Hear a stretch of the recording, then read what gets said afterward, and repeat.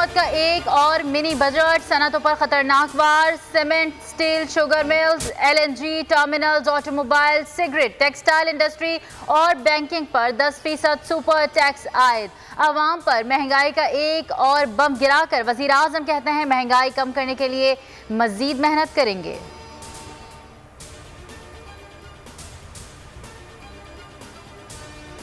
मुल्क की मईशत को इतना खस्ता हाल कभी नहीं देखा, रवा माली साल मुश्किल तरीन होगा, मिफ्ता इस्माइल ने तस्लीम कर लिया। कौमी असम्बली में दावा किया कि मुल्क को डिफॉल्ट होने से बचाया, IMF प्रोग्राम को बहाल करना जरूरी था, छोटी और बड़ी दुकानों पर फिक्स टैक्स आयद कर दिया।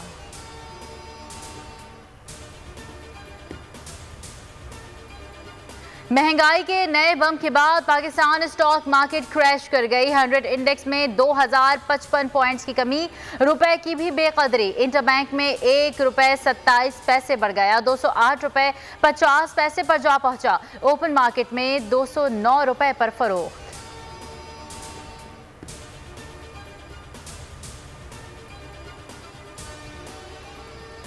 वजीर खजाना ने गलत बयानी की, बजट खसारे में सब्सिडी को भी शामिल किया गया। शौकत तरीन की बोल न्यूज से गुफ्तगू, कहा सेल्स टैक्स 80% नहीं 77% है। ये 14 ट्रिलियन से 25 ट्रिलियन पर सेल्स टैक्स लेकर गए।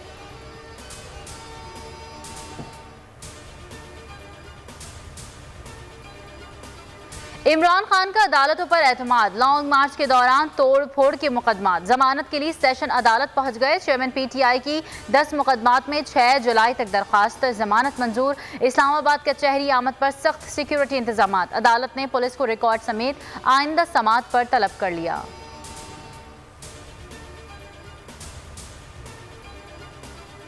सिंध में बल्दियाती इंतखाबात वक्त पर होंगे, कोई ताखीर बर्दाश्त नहीं की जाएगी। हाई कोर्ट ने बल्दियाती इंतखाबात रोकने से मुतालिक तमाम दरखास्तें मुस्तरद कर दी, तफसीली फैसला बाद में जारी किया जाएगा। जस्टिस जुनेद गफ्फार ने रिमार्क्स दिए कि सुप्रीम कोर्ट ने बल्दियाती इंतखाबात कराने का हुक्म दिया था, 120 रोज में इलेक्शन क्यों नहीं कराए गए।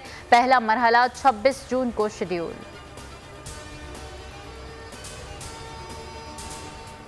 कराची में कोरोना बढ़ने लगा, 166 नए केसेस, मस्बत केसेस की शरह 15.75% हो गई। DG हेल्थ का कमिश्नर को खत लिखा, मास्क पहनना और समाजी फैसले को लाजमी करार दिया जाए। इंडोर तकरीबात को 300, आउटडोर को 400 अफराद तक महदूद किया जाए।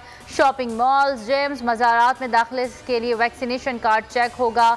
पब्लिक ट्रांसपोर्ट में 70% मुसाफिरों को इजाज़त दी जाए।